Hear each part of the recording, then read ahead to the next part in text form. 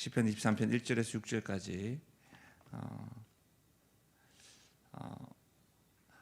어떤 분이 이렇게 생각하실 분이 있는 것 같아요. 목사님 설교는 한 절 하시면서 왜 항상 본문은 다 읽을까?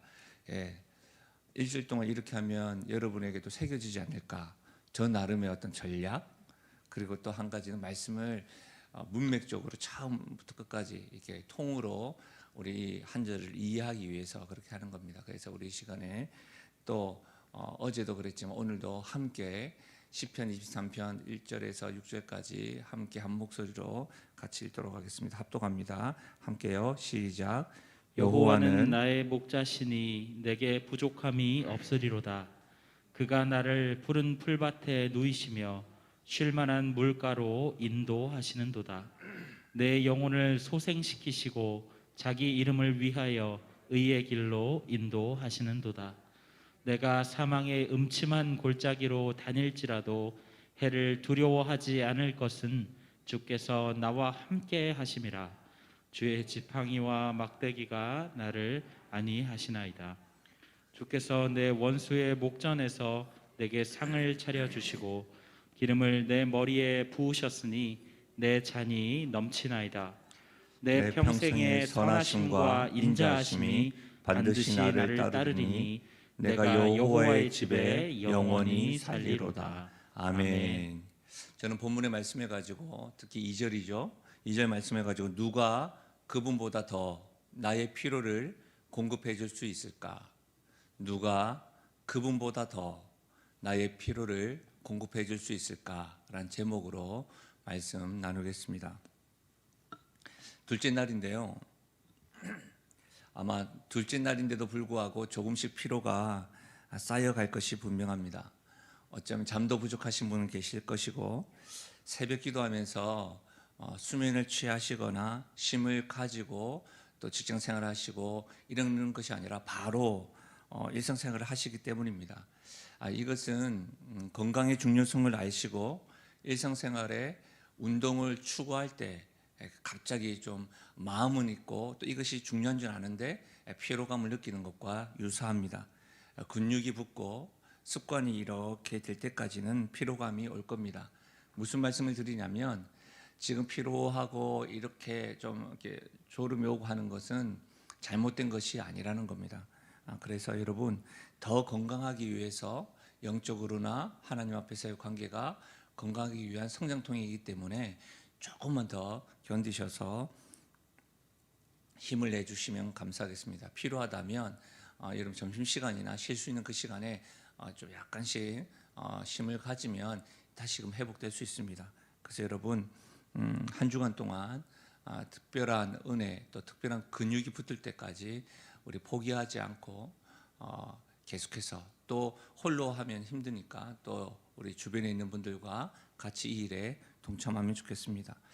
제가 어제 시편 23편을 살펴봤는데 익숙한 말씀이지만 신선하게 하나님께서 특별한 주시는 은혜들을 우리가 기대하자라고 이야기했고 시편 23편을 이해할 때 이 목자와 양의 관계를 이해하는 것이 중요하다고 했죠. 그리고 한 절씩을 살펴볼 것인데 어제 1절의 중심 메시지는 뭐냐면 이렇게 한 문장으로 말할 수가 있겠죠. 나는 양이고 목자가 필요하다는 거죠.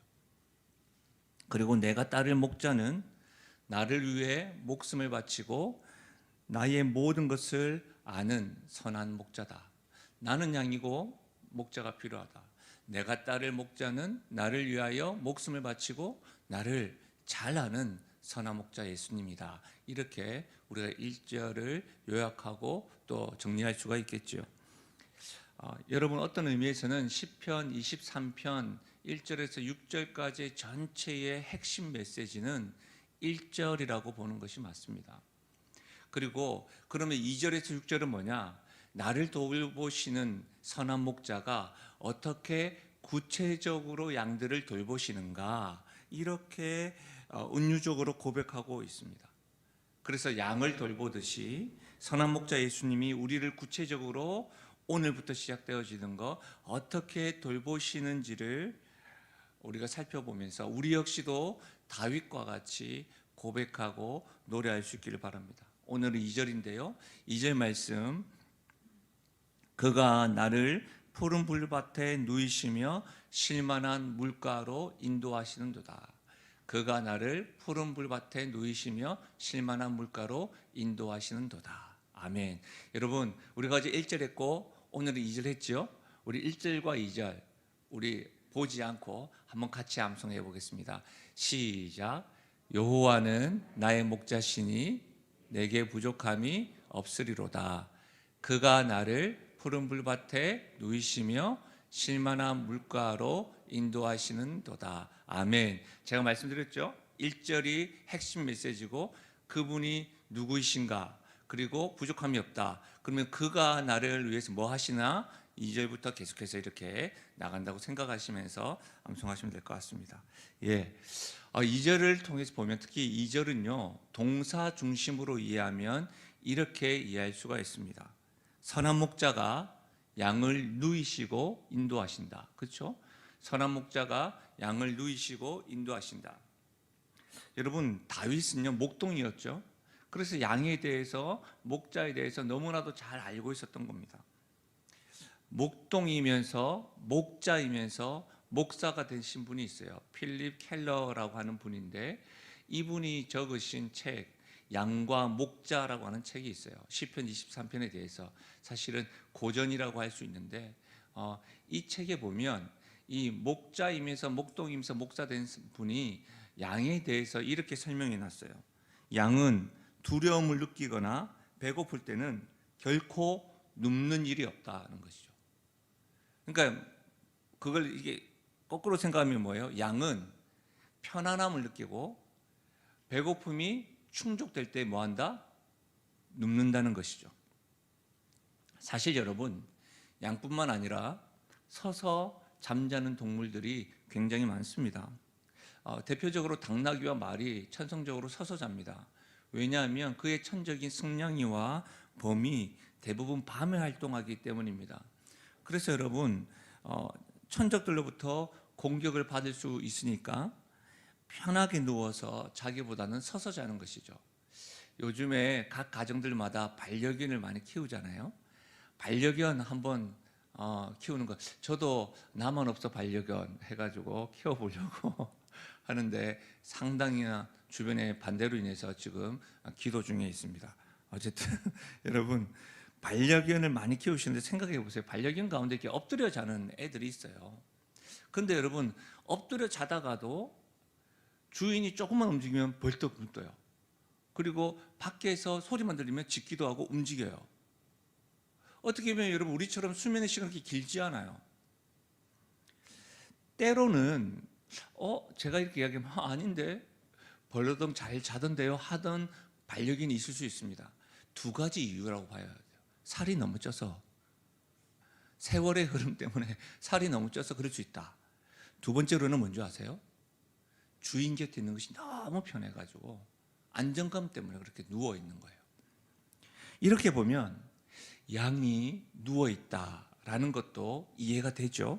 안전함과 평안함을 느끼며 그의 피로가 채워졌기 때문인 거죠. 이와 같은 관점으로 약간 이렇게 이해하고 나서 다시 한 번 더 우리가 2절을 함께 합독해 보겠습니다. 2절만 다시 한번 읽어보겠습니다. 시작. 그가 나를 푸른 풀밭에 누이시며 쉴만한 물가로 인도하시는도다. 아멘. 이 말씀이 머리에 살짝 그려지십니까? 얼마나 편안하고 충족되어져서 누웠다는 것이죠. 근데 여러분, 선한 목자가 푸른 풀밭에 누이셨다라고 했습니다. 그러면 푸른 풀밭은 양이 원하는 것, 필요한 것들이 있는 곳입니다. 양의 필요가 충족된 것입니다. 쉴만한 물가는 영어 성경 NIV나 NS에 보면 quiet water라고 되어져 있어요. 그리고 KJV에서 보면 still water라고 되어져 있어요. 무슨 말이냐면 움직이지 않는 물, 고요한 물입니다. 그러니까 풀밭에 고여 있거나 들판에 고여 있는 물로 이해하시면 됩니다. 흐르는 물이 말고요. 그러니까 여러분, 실제로 양은 몸을 감싸고 있는 이 털 때문에 수영을 못합니다. 그러니까 흐르는 물에 가면 사실은 죽습니다. 흐르는 물에 대한 공포가 있어요. 근데 선한 목자는 양을 어떻게 해요? 쉴만한 물가로 인도합니다. 목자는 양을 잘 안다고 했잖아요. 그러니까 흐르는 물을 이렇게 인도하지 않습니다. 쉴만한 물가로, 두려움이 없이 목을 축일 수 있는 곳으로, 목마름을 느끼지 않는 곳, 그곳으로 인도합니다. 그러니까 여러분, 푸른 풀밭에서 양은 꼴을 먹기에 부족함이 없습니다. 무엇을 먹을까 염려하지 않습니다. 푸른 풀밭에서는 양은요, 여유롭게 누워 있습니다. 여유롭게 쉴만하게 누워 있을 최적의 장소가 푸른 풀밭입니다. 쉴만한 물가는 양에게는 목마름과는 거리가 먼 것입니다. 언제나 양의 피로를 채울 수 있는 곳, 채워지는 곳, 그곳이 바로 푸른 풀밭과 쉴만한 물가입니다. 여러분, 이렇게 양의 필요와 안전한 곳을 공급하는 장소로 이끄는 장본인이 바로 선한 목자입니다. 여러분, 선한 목자가 지금 푸른 풀밭과 쉴만한 물가로 만약 인도하지 않는다면 어떻게 될까요? 양은 매일매일 염려와 불안으로 살아가게 됩니다. 이런 것이죠. 오늘 뭘 먹지? 내일은 뭘 먹어야 돼? 어떻게 해야 되나? 오늘을 어떻게 살아가야 되지? 나의 목마름은 오늘 안전할까? 이런 염려와 불안. 흔히 말하면 매사가 불안하고 염려로 살아가게 되는 것이죠. 선한 목자가 인도하지 않으면. 여러분, 이렇게 따지고 보면 양이 염려 없이 안전함과 평안함을 누릴 수 있는 필수 조건은 선한 목자의 근면성입니다. 열심히 그리고 부지런히 일하는 선한 목자가 양이 푸른 풀밭과 쉴만한 물가에서 눕고 생활할 수 있는 필수입니다. 필수 요건인 것이죠. 양의 어떤 자격됨이 아니라 목자의 근면성이 그런 것이죠. 선한 목자가 양들의 필요를 부지런히 채울 때에 양들은 오늘 먹을 꼴과 먹는 것과 내일 먹을 양식에 대해서 염려할 필요가 없습니다. 왜 그렇습니까? 오늘도 내일도 선한 목자는 양을 위해서 부지런히 일하기 때문입니다. 아멘이십니까?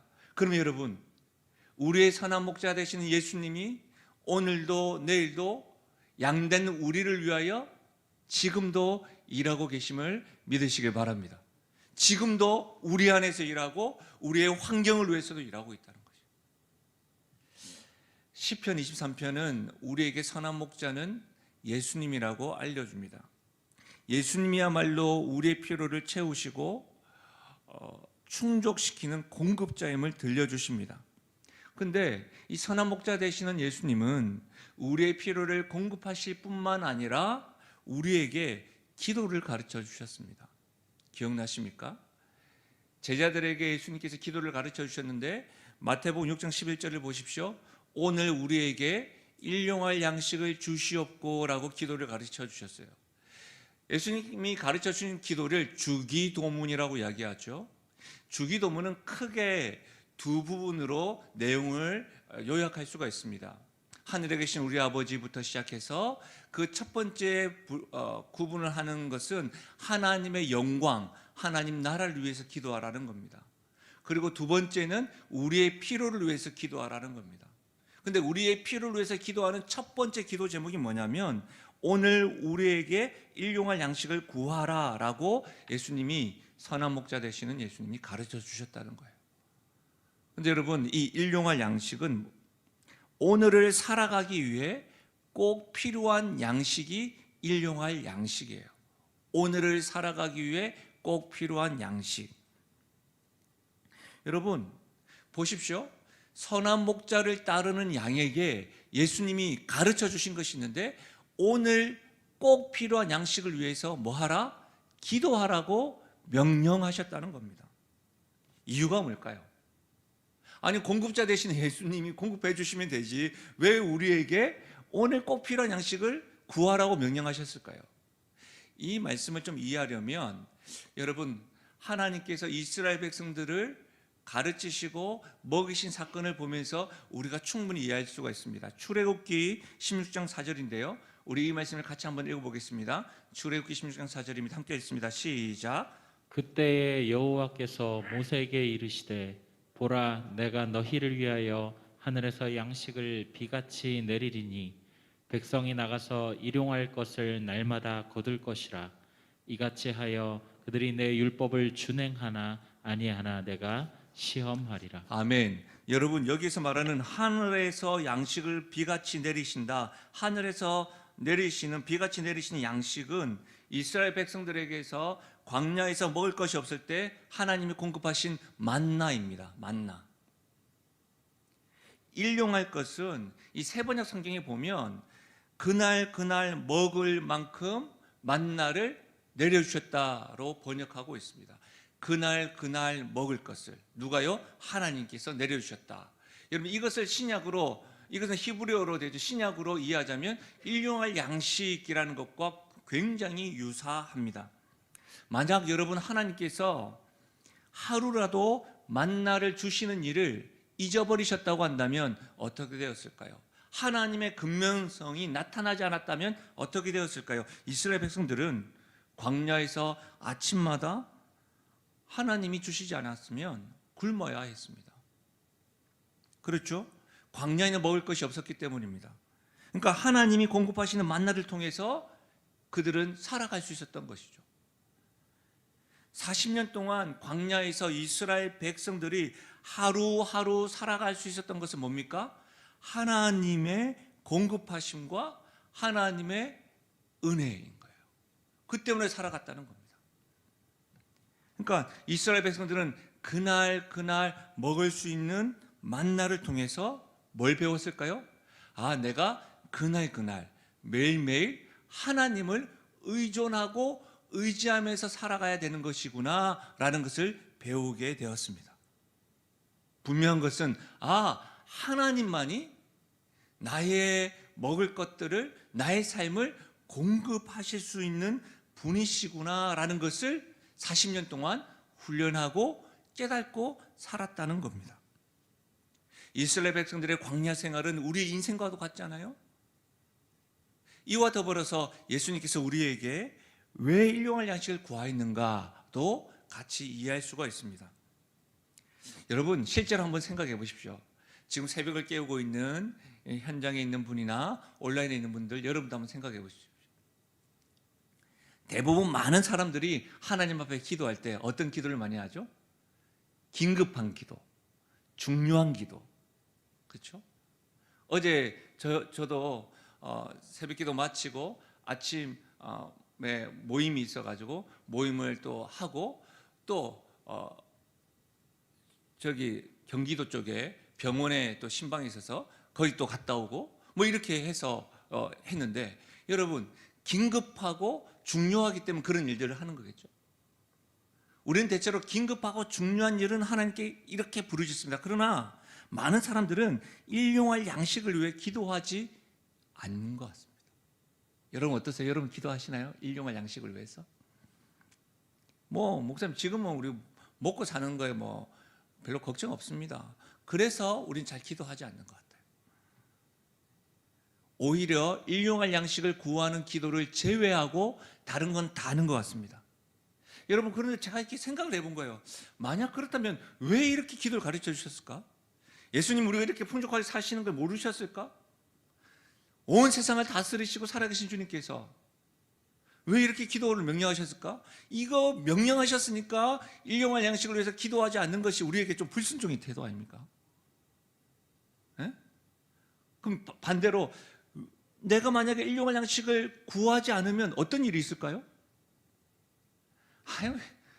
목사님 우리가 하나님 말씀을 불순종하는 게 한두 가지여야지 말이지. 그거 하나 정도 안 했다고 특별히 그런 일이 일어날까요? 이렇게 생각하시는 분이 있을 거 아니에요. 제가 말씀을 가지고 계속해서 묵상하는데 내가 만약 일용할 양식을 위해서 구하지 않는다면, 어떤 분들은 이렇게 이야기하니까 뭐 그런 것까지 하나님께 구하냐면서 이렇게 또 이야기하더라고요. 하나님의 나라 영광을 위해서, 민족 족 통일을 위해서, 흩어져 있는 선교사님을 위해서, 하나님 나라를 위해서 기도를 하지만 일용할 양식은 뭐 그런 것까지 하나님께, 하나님 바빠요, 이렇게까지 이야기해요. 그럴 것 같으면 예수님이 우리에게 가르쳐 주실 때 그건 빼야 되는 거 아닙니까? 제가 너무 고민이 많나요? 이런 고민을 하는데, 그러면서 제가 고민을 하고 찾아보고 또 책을 찾아보니까, 여러분 양승호 목사님의 크리스천 기도라는 부분에 보니까 명쾌하게 이렇게 또 설명해 놨더라고요. 한번 들어보십시오. 일용할 양식을 달라고 기도하지 않으면 우리는 망가집니다. 좀 무섭지요? 일용할 양식을 주옵소서라고 기도하지 않으면 주어진 축복을 당연한 것으로 여기게 됩니다. 당연한 것으로 여기게 됩니다. 당연한 것으로 여기다 보면 곧바로 나 스스로 내 삶을 책임질 수 있는 존재가 된다고 착각합니다. 그 다음에는 하나님 없이도 얼마든지 내 필요를 채울 수 있다는 자기 기만에 빠지게 됩니다. 이때부터 우리는 하나님이 필요 없는 인생을 살게 됩니다. 당연한 것은 하나도 없는데 당연하게 여겨지면서 내 인생은 나의 것, 내 인생, 이런 노력하면 안 되죠. 내 인생은 나의 것, 이렇게 하게 된다는 거예요. 그러면서 결국 하나님이 필요 없는 존재. 여러분, 이스라엘 백성 가운데 하나님께서 그날 먹을 것을 채워주셨는데 그들이 어떻게 생각했냐면, 여러분, 내일 먹을 것을 더 많이 쌓아놨다가 어떻게 돼요? 썩어버리게 된다는 거예요. 자기들이 애쓰고 다른 사람보다 더 일찍 일어나고 다른 사람보다 더 열심히 막 거두었는데 썩어져 버렸다는 거예요.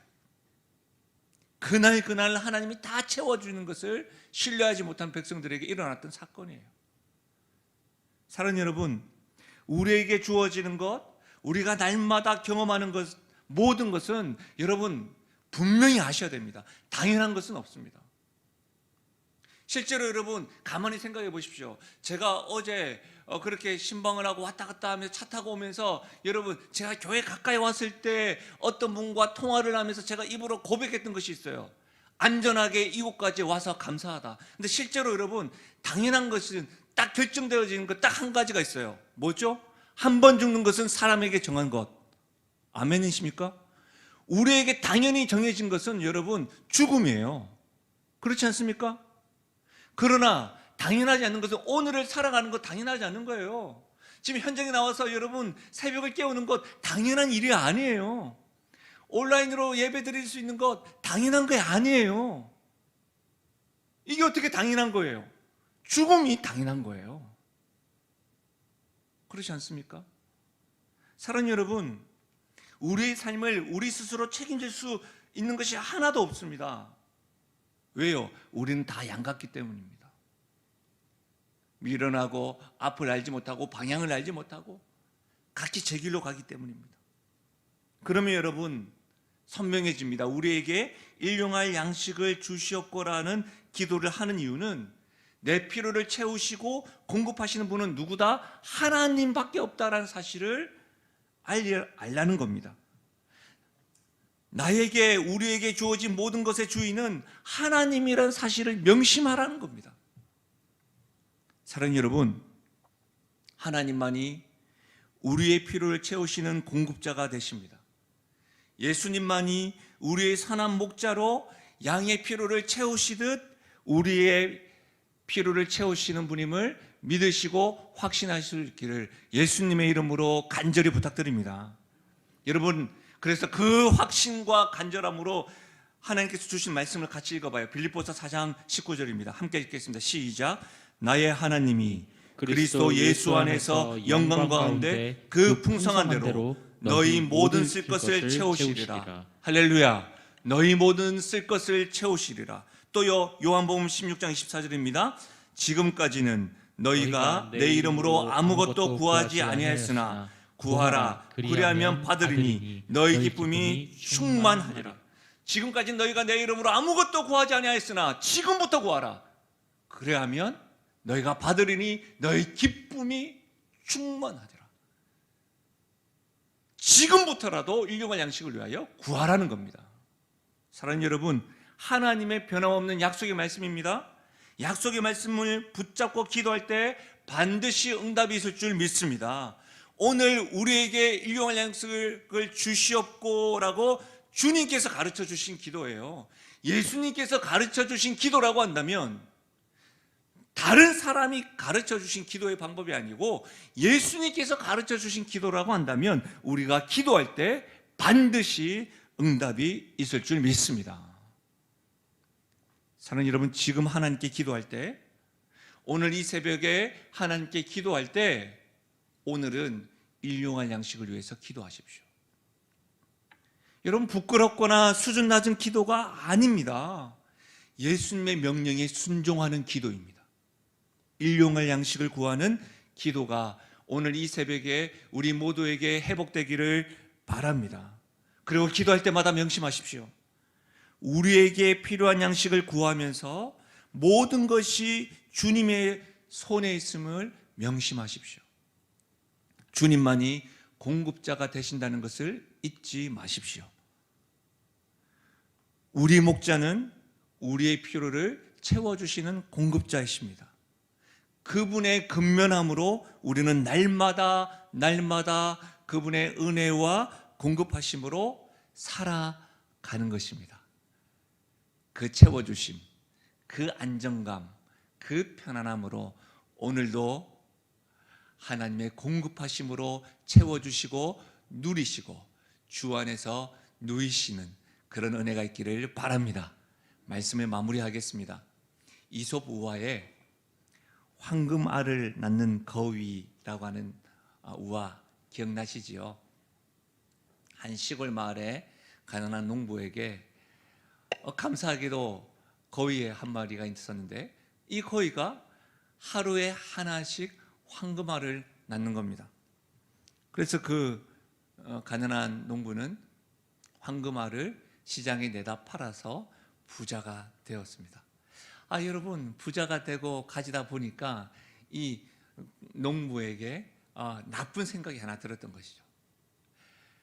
저 거위 배 안에는 황금알이 가득하겠구나. 하루에 하나씩 받는 것 너무 답답하니 내가 거위 안에 있는 황금알을 다 꺼내야 되겠다 라고 어떻게 합니까? 거위를 잡습니다. 그리고 거위 안에는 황금알이 없는 것을 깨닫게 되죠. 그때 어떻게 됩니까? 웁니다. 후회합니다.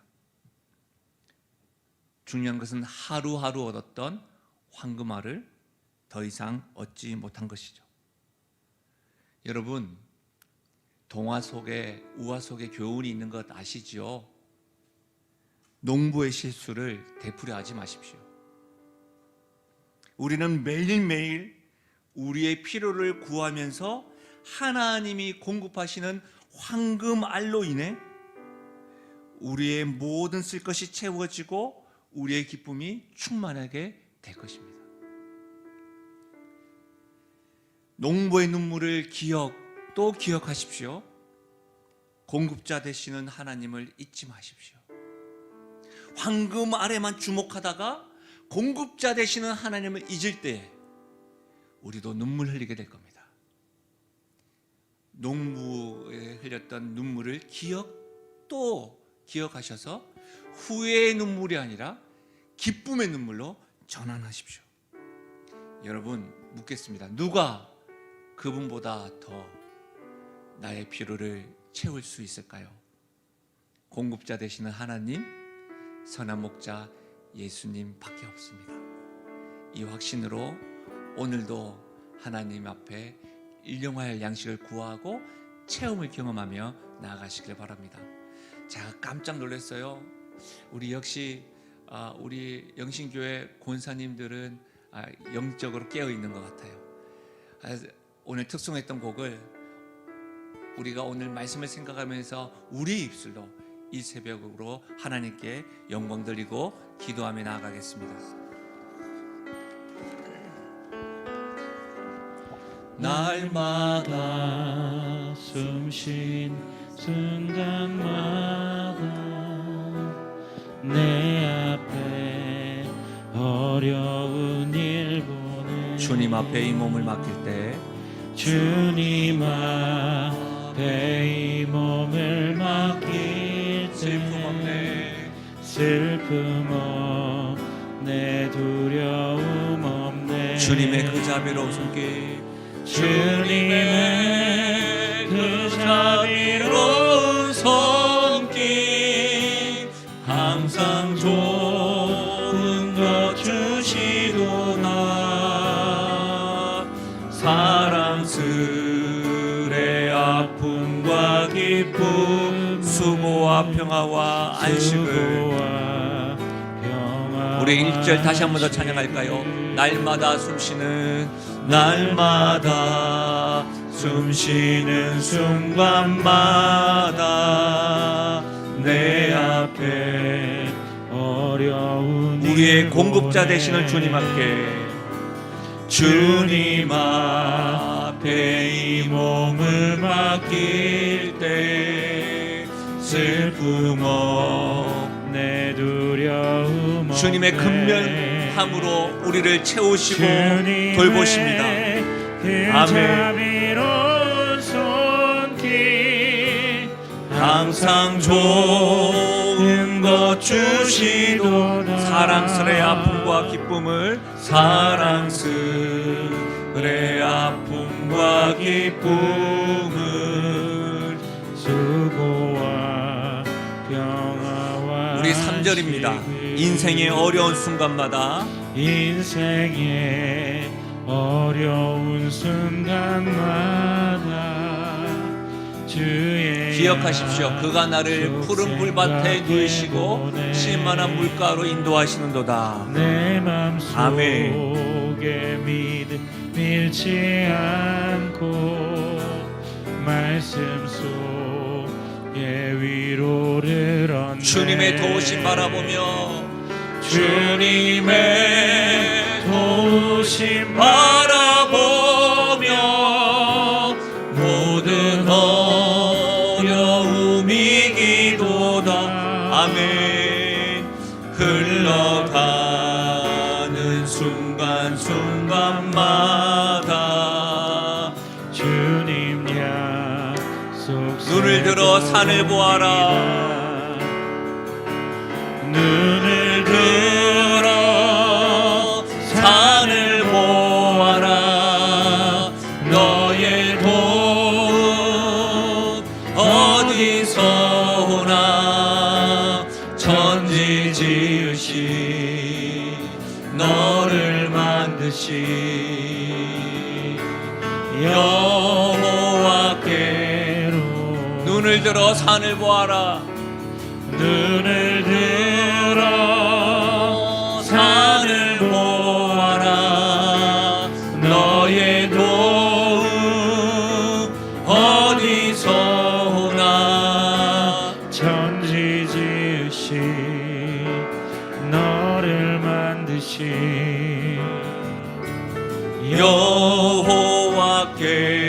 여호와께로다. 우리의 목소리로 한번 고백하실까요? 눈을 들어 산을 보아라 너의 도움 어디서 오나 천지 지으신 너를 만드신